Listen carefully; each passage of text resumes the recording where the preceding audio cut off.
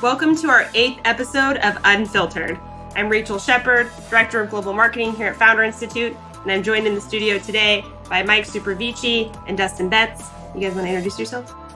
Hi, everyone. My name is Mike Suprovici. I'm the Managing Director of Portfolio Success here at the Founder Institute, and our role is to help our alumni companies scale. And we try to do that in any way that we can. Sometimes we do that via one-on-one type of hand-to-hand combat help in any way that's necessary. Other times we do it through various structured programs and things like that. So, we manage a portfolio of over 4,000 companies. So it's very likely that I've seen ideas or companies in a pretty adjacent space. And I'm happy to share my thoughts on that. Yeah, and I'm Dustin Betz. I am the editor of the Founder Insights blog and newsletter. And so I am really trying to help our early stage companies get exposure, leverage, some media that we gave them through our blog with their early traction and milestones, and leverage that into earned media. Awesome. So together we're going to run through some of the startup ideas we've received in the ideas at fi.co inbox. Thank you to each of you who have sent in your ideas in advance. We really appreciate that. And we're going to deliver some honest feedback. So an upfront warning, as always, the feedback will be blunt, direct, and unfiltered. Let's get started. So Boze from Los Angeles says, my company, Micro Eyewear Inc, is developing eyewear enabled with a microscopic vision to help scientific professionals see at micro and nano scale 24/7, as needed on demand. We're reinventing the microscope into a wearable technology. Yeah, so it sounds pretty cool on the surface. The challenge with products like this, and I can tell you this just from personal experience, being early is the same as being wrong, right? And so whether it's in a pitch or whether it's just for yourself and everybody on the team, you probably will need to have some sort of like a why now, whether it's in your pitch or whether it's just in general understanding. Because if the pathway to commercialization for a product like this takes 5 to 10 years, there's going to be other competitors that are going to jump in. So if you've created some sort of technology that enables you to do this, great. But if you look at other companies in your space, particularly all the companies in your space that have failed, such as Google Glass and things like that, part of the reason for that was just they were a little too early with this. Like the technology is very revolutionary. They try to go into healthcare applications and things like that. There was actually a company in the space that did exactly that. But, the form factor, the user behavior is just very, very difficult, right? So I'm not telling you not to do it. I hope that you can actually make this work, but just make sure that you have a very powerful, why now? Why are consumers, or in your case, customers, ready to adopt something like this? As well as, obviously, is this even viable? Can you actually do this now? So the next step for him would be to go back to his customers and start talking about if they're ready for something like this. Certainly you should talk to customers. And I also certainly think that you need to ensure that the development timeline of a product like this is reasonable, because you might just run out of time. In other words, you might run out of money. So, can you actually pull this off quick enough for the market to adopt it? Yeah. In addition to having that customer use case, I think making your IP defensible in some way, shape, or form, given the longer product life cycle development, will be really important for, bringing to market something like this. It's going to need to be defensible. Fantastic. Awesome. All right, next up, Joe from Dayton says, my software startup, Flourish, uses machine learning to analyze videos for aspiring YouTube personalities and offers suggestions to improve their watchability. This includes comparing audio patterns, physical movements, cuts, etc., versus a database of successful YouTubers. Yeah, so again, sounds like a really interesting concept. I think that in your case, what I would do is I would go very deep on kind of like the actual customer archetype for a solution like this. It's very likely that, just given the limited information that I know about your pitch, that it's very, hardcore, high-end, like YouTube influencers that have very, very large followings that would want to spend money on something like this.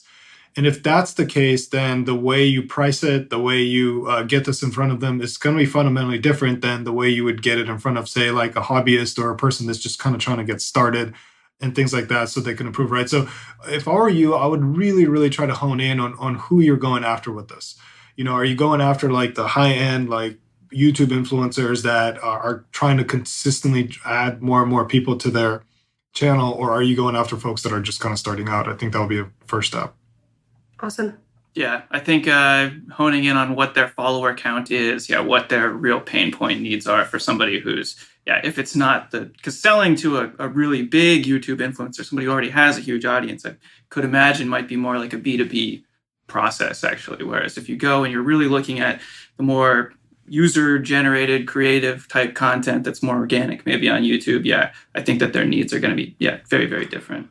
A lot of times with companies like this, it's more about like the personality, right? Like the personality of the influencers and things like that. And I'm just not sure that machine learning can fix that, right? And so if you could be a little bit more specific, certainly within your pitch, but just for your team and yourself, like give me an example, right? Like the average YouTube influencer has 3 commercial breaks and they introduce the sponsor this way and they do this, and that has been proven to increase conversion by XYZ. This is a pattern that machine learning could actually like help with. And that helps them drive traffic somehow. If you can kind of connect that back, that would be really helpful. Interesting. All right. Sounds good. John from Curitiba says, my company, Swim, is developing a marketplace to help podcasters to monetize their content. That's us. By submitting their media kit, the podcasters will be connected with advertisers. These advertisers can buy ad spots, which is currently a tricky and time-consuming process and often requires technical proficiency from the advertiser's end. Yeah, so this is true. It's still kind of like blue ocean right now with regards to podcasts, in particular, like monetization and how you find sponsors. Usually it's a pretty kind of like manual process. You need like an actual direct sales team in general, particularly like the big podcasters where that makes sense. And so you certainly might be onto something with that. The key success to like a marketplace is matching, right? And so what I would do in your pitch is 2 things. Number one, I would try not to use the word marketplace at all. I would try to say, hey, we are developing a website that enables podcasters to solicit bids from advertisers. And I would even go more specific as a type of podcaster, but that would be a good place to start, because marketplace can mean a lot of different things. And just you want to kind of make sure you let the person kind of understand what that is. And then you go in and try to actually say what the problem is, right? It's like the average podcaster spends 2 hours a day on this, and they have to spend this much money to hire a salesperson, right? And so what we solve it by basically providing a website that allows people to solicit the type of advertisers that they need and insert them directly into the podcast. So I would do that for your pitch. But that being said, I do think this is definitely pretty viable. And what I would do is, really try to understand the entire ecosystem, to understand how this would work with all the other podcast players. Like, is there special types of regulations? Do they work differently? Because unfortunately, all these people have different formats, and different like type of podcasts, right? So getting someone like our podcast to use it is very different process for you than to get like Tim Ferriss to use it, who might not need it, right? Because he's a very popular podcast. So something to think about as far as your go-to-market strategy, because that's going to affect the product that you develop, right? Like, if your go-to-market strategy is going after like small podcasters that are just kind of getting started, the way you acquire them is going to be very different than if you're going after big ones. So just a thought. Yeah, don't really have too much to add. I also think that there's, definitely opportunities in this space, but be specific about, exactly the audience size of the podcaster who this marketplace is going to facilitate ads for directly. Yeah, it's kind of similar to the YouTube idea in that sense, right? Like you have to find out exactly what type of customer within that larger space is going to pay for your product and or need it to begin with. Right? Also, I think you mentioned that the gentleman was from Brazil, right? And so, podcasting in Portuguese versus podcasting in Spanish versus podcasting in English. The marketplaces are great if you can get them to scale. Where most marketplaces fail is getting to scale. So it's really hard to like kind of seed these marketplaces and make them work. So in your case, the cool thing about a marketplace though is that you don't really need a product. It's something that you can just do. So you can literally just start connecting people, ideally in Curitiba where you're from, just connecting like a podcaster in Curitiba with like an advertiser and see what's going on, how it works, right? And then do that until you can no longer do it. And when you can no longer facilitate these transactions manually, then at that point, maybe hire an intern, right? And then have the intern help you. And then when the intern breaks and can't do it anymore, then at that point, maybe you can try adding like some sort of a tech solution to kind of help you and your intern be more efficient, right? And then when that breaks, then start building a little bit more tech and so something like that. And one thing you may want to do is listen to the Masters of Scale podcast with Brian Chesky from Airbnb, where they really talk about kind of like the early days, which is like super manual like this. Highly recommended for any entrepreneur listening to this that's considering building a marketplace. Fantastic. All right, next up, Oliver from Berlin says, my company is developing a platform to help VC analysts search for more deal flow with an algorithm that searches through news sources and public incorporation documents. Through this, we can determine each company's sector, location, and other vital information for analysts. Yeah, this is a pretty tough market for a variety of reasons. So it's really hard to find like signal, okay? So the earlier the company is, the less information that's reliable that you can find. And by the time the companies get to the point where the information is good online, let's just use that for just the sake of this conversation, it's too late because people have already got in, right? And so I guess you're trying to solve, if I was to kind of summarize this, how can you help VCs get in early into deals that are going to be good? Essentially, that's kind of like the product that you're trying to build here.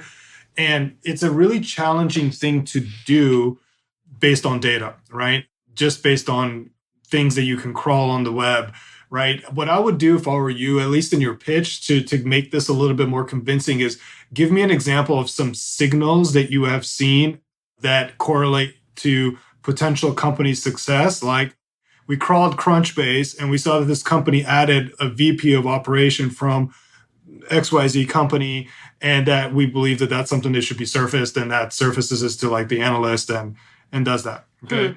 On the other hand of this, like be careful with talking about VC analysts, right? Because a lot of founders generally try not to chat with VC analysts, right? They always try to talk to the partner because the partner has check writing abilities. And so I do think that while it's true that the VC analyst would be the number one user of this tool, it's probably like the managing director of the fund or the general partner, the GP, that will benefit the most from this tool and who you will have to actually make the sale to. Mm-hmm. So just kind of think about it like that. But look, you're onto something for sure. Like the big funds are already building this stuff internally. So I think what you need to think about is, okay, since the big funds have already built this or are building something like this internally, who are the next generation type of fund managers that make sense? Is it like a new fund manager with a $10 million fund, for example, that doesn't want to spend so much of their, fees on building this out, so I can just give them a tool? So just kind of think about that when you go and build this out. Awesome. Yeah. So like if they're stage specific too, like is it pre-seed seed VC funds? Or, yeah, that's actually a really good point that you brought up, because at each stage you have like different signal, and the earlier you are, the worse the signal. Like honestly, I don't know that you can actually do this at the pre-seed stage. I mean, you might be able to, but there's just so little information because you're essentially pre-traction with something like this. Mm-hmm. That it might be just challenging for you to kind of surface information. And the type of info that you have is just so noisy. Essentially, you have like just so much information about like stuff that might not be relevant that you might not be able to find like patterns, essentially, right? But then at the seed and later seed stages, as more information becomes available, then you might be able to get this information. You might be able to be more accurate, but then the issue there is like the competition, right? So, you just got to be early enough. So the way I would think about this for you, I would say, how early can you be before everybody jumps in, right? Can you be like a month early or maybe like 2 months early before everybody jumps into this deal to know that it's hot? Mm-hmm. And that could be the difference between winning or losing. And then maybe it's worth it. That's a good point. So that basically puts a success metric on whether or not somebody needs your platform or not, right? Because if you're only like a week early, then is that worth anyone paying? Yeah, it might be. I don't know. That's something that they would have to kind of look through. Awesome. All right, next up is Ashlyn from Seattle. My startup is building an equity crowdfunding platform for university students, solving the issue of abusive student loans by enabling working professionals to crowdfund student loans. Crowdfunders will be able to conduct due diligence by viewing students' high school application information. So I guess the part about this that's a little confusing is the equity component of this. You talked about we're building an equity crowdfunding platform for like student debt. Now, in a pitch like this, you really got to be specific, because if you're going to introduce that, then you're going to kind of have to talk about it. It's like, well, here's what we do. We take a piece of the principal or something on this loan, and that is what enables the model to work. Otherwise, you're kind of in the, like the GoFundMe kind of sector, right? Like I'm trying to crowdfund something for like a good cause, right? And so like this is more like a model, kind of like a model type of pitch. And I think it's kind of important for you to just at least give us a little bit of information on that. That way we can give you like better feedback on this. I agree with you that this is a big problem. I worry that it's just a very difficult way for you to solve it. Because in order for you to solve something like this, right, you need to have an incredible amount of scale. So you need to have a lot of people that want to do this, right? This is hard enough to do for companies, by the way. Like equity crowdfunding is a very difficult task. It works for certain companies and sometimes it works really well, but it's still very difficult. Like you need a very big pool of investors that want to do this, right? And so now what you're saying is I want to do this for like something that people are just not used to investing in. Like at least with startups and companies, people are kind of used to investing in them because they maybe have invested in the stock market, or maybe they've invested in some sort of like a ETF that holds a bunch of companies. So investing in companies, investing in real estate is something that people know about. Investing in loans is a very challenging thing for people to kind of wrap their heads around. Is like, is this worth it, right? And so then there may be an investor for this type of security, let's call it that, but then that's a very different type of investor. It's most likely a very sophisticated investor that really understands how to finance debt, how to finance like obscure things, right? And so that's something to kind of think about as you kind of position this, because maybe they don't need it, or maybe they don't want other people to have access to this, right? So it's a little confusing. So I think part of the reason you're getting this feedback, though, is mostly because you just didn't explain the model well enough for us to really dive in on it. Yeah, I think the category that you want to explore more is like this income share agreement. Like there are a lot of people who are really interested in disrupting the financing of higher education and who see this as a really big, big problem in at least the American economy. So yeah, it's a big, big space. But I think, like Mike was saying, honing in on maybe how this is going to be repaid back, basically, how does this financial tool actually work? It's huge, but tapping in maybe to, like there is energy, definitely, if you look into ISAs,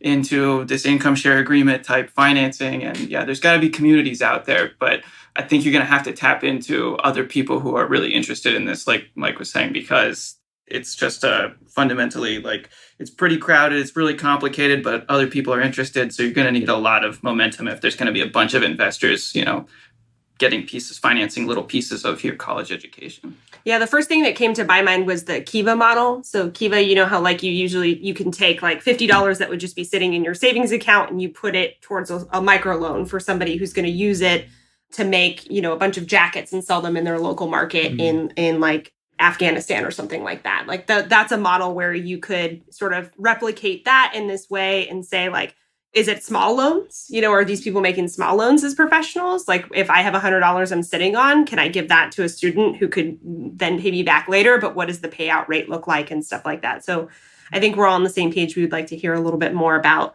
the how and the specificities of what this model looks like. Awesome. Claudio from San Francisco says, my company, Fastel.io, is a food delivery service, think Uber Eats, to help intermittent fasters break their fast in a healthy way by delivering stomach-friendly meals like juices, fruits, and bone broth. So the challenge with a business like this, and just food delivery in general, but in particular for your business, is this challenge of frequency. So in order for somebody to use Uber Eats on a regular basis, which is essentially what you would need for this business to have a shot at being sustainable. And if you actually look at the people in this business, it seems like it's not that sustainable. Like many of the big players that are kind of trying to do this independently right now are actually struggling because the cost of customer acquisition typically is much higher than the lifetime value of the customer. So in order for you to build a business that works like this, though, you basically need repeat usage, right? You need like people to constantly be using like the app to go and deliver 2 to 3 times a week. This way it becomes a habit. It's really difficult for you to create a habit-forming product unless the product is being used on a regular basis and it becomes part of your life.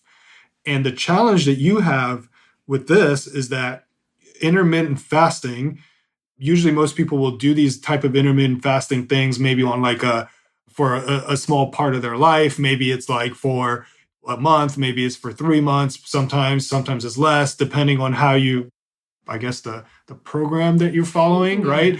And so this is kind of something to think about. It's like, are you able to generate enough frequency for something like this? And are people going to want to use this type of product to basically break their fast on a regular basis? Or could they just use like a smoothie or something, right away and just bring that with them? Like the people that I know that do it, for example, they'll just have something with them to basically break that fast at like 5 p.m. or whatever that time is. So I think frequency is kind of a challenge here. And again, so you've got like a double whammy, right? You've got like you're going into a market that's very difficult to work. So you have to essentially charge more. And so you have to kind of figure out, would people that are intermittent fasting willing to be charging a lot more? I'm talking like 2x more, if not 3x more than what like Uber Eats would charge for, right? And adding this whole entire thing on it, right? So, in startups, one of the things we say here at the Founder Institute is that you only get like one miracle. Like when you have multiple miracles in your startup, the startup will fail. So in other words, like, maybe the miracle is that the market is big enough, but then there's another miracle where the revenue model needs to work. And then maybe there's another miracle that, I don't know, like that the technology can support this, right? There's too many miracles, right? Like you just need one miracle. And then if you can fix that, it can work. So just think about that when you think through this idea.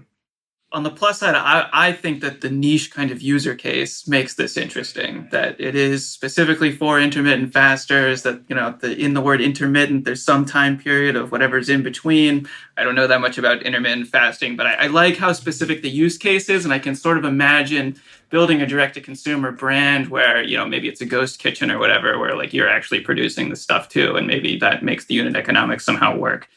Yeah, I mean, I like the niche idea too, but then you're trying to get people to like order this food and when it's coming and all this and like the timing aspect of it. And it's like, I want to break my fast at like 5 p.m. and then the Uber Eats gets there like at 4:30 or 4:45 and I have to sit there and like watch. I don't know. It's like you've got so many like things that are like difficult about this, that it creates like a very difficult business opportunity. Or worse, what if it's delayed? Like the food's delayed. Right. And you're supposed to break your fast an hour earlier. Lost customer. But yeah, it sounds like a riskiest assessment test might be next, right? So yeah. And a very specific audience too. For example, like maybe you can target people that are going through like Ramadan, right? And that is kind of forced upon folks. And then you can like really go after that audience.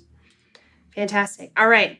Kenneth from Gothenburg said, Cabby Bus is developing a vehicle and modular system for sustainable mobility and parcel delivery with autonomous electric vehicles on demand, a door-to-door service to help societies reach the goals for fossil-free traffic. Our competitive advantage is a patent for a vehicle with separate passenger cabins, which can be repurposed for parcel deliveries. I love kind of like what you're trying to do here. I think it's like important. I think you're trying to do too much stuff. And when you're trying to do too much stuff, it's just really difficult for you to execute.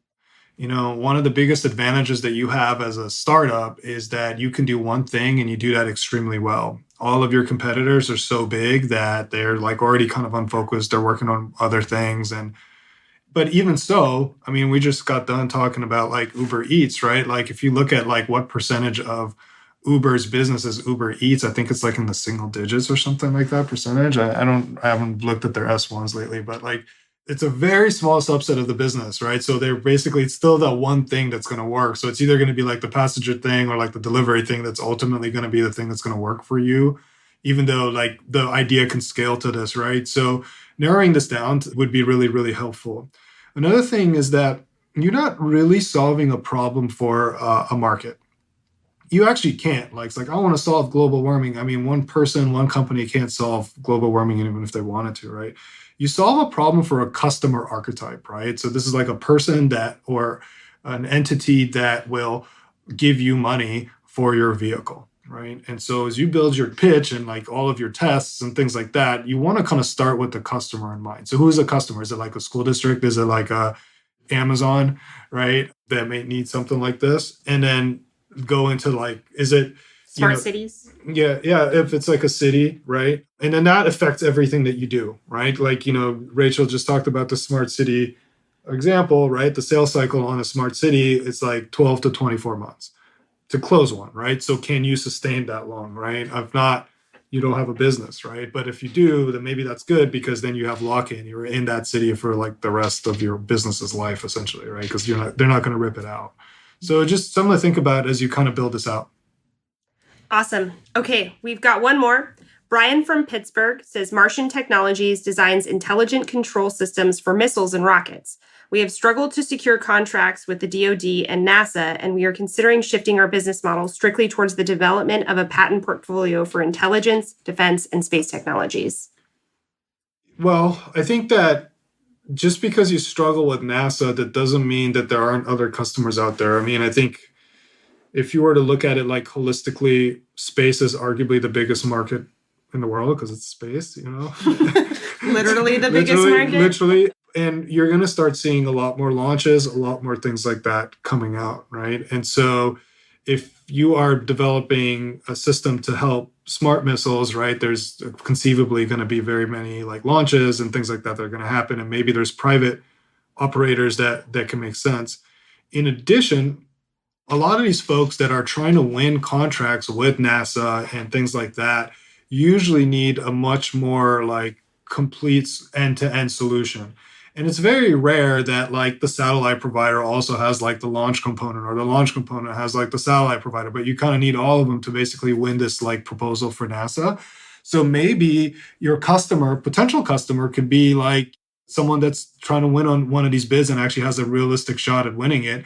And what you can do with your thing is help them make that better. Like, and how do you do that? Well, I don't know because you haven't gone into specifics, but let's say you're able to help them test out certain things faster so they can get to space faster. Or, you're able to like reduce their cost because you're able to kind of pick like a very specific flight pattern that reduces fuel consumption by XYZ or something like that. And that helps them win the bid, right? And then, right, then all of a sudden, instead of you going directly to NASA or whoever, or the DoD or whatever, maybe you go into like the 20 companies that are competing for the bid and you try to get them to work with you, right? And then now you just expanded kind of like your customer bid. And I don't even know if it's 20 companies, maybe it's 6, but it's a potentially bigger pool as instead of like 2, right? And so just something to think about.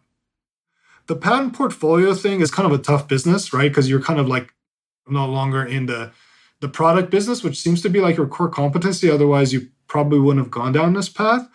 You're kind of going to have to shift your core competency from doing that into basically being like a really good lawyer that just litigates the hell out of people when somebody quote unquote violates your patent. In other words, you basically become a patent troll, right? And that's a tough like business to be in, although, it can be very lucrative. And so like, that's more like something that you want to ask yourself. And this is really just general advice now for like everybody that's like listening to this, not just you in particular, but as a founder, you want to make sure that you can work on this business for the next 5 to 10 years of your life. And part of that is who you're working with. Who are your customers?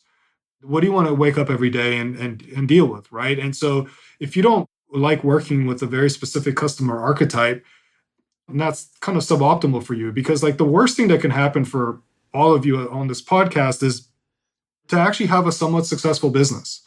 And you're 4 years in, you've raised money, you have employees, and you're like, I don't want to do this. I don't like working with this customer. I hate this customer. I hate waking up every single day and trying to close this like deal with this annoying customer that I have to deal with. But you can't get out, right? You can't get out because you've got investors, you've got customers, you've got people that rely on you. And so you need to kind of have these like conversations, like soul searching, whatever you want to call it, in this kind of like formation stage. And also when you're trying to consider a pivot, like this person is trying to do right now, right? Is it worth me doing that? Well, part of this pivot, this isn't a technical question. This isn't a technical advice from my end, is I can't tell you like what you should do or you shouldn't do based on like this data and all this is like more like a personal question. Like, do you want to do this for the next 10 years of your life? Do you want to get like involved in doing a ton of like lawsuits and litigating stuff, and you're trying to sell patents to people and access to patents and stuff like that and enforcing that? Do you want to get into the patent enforcement business, or do you want to continue down the product development, trying to get people in the space and stuff like that, right? So this is more just something for you to think about. Awesome. Fantastic. Okay, well, thank you to everyone who submitted their ideas. We'll see you guys next time. All right. See ya. Bye-bye. Bye.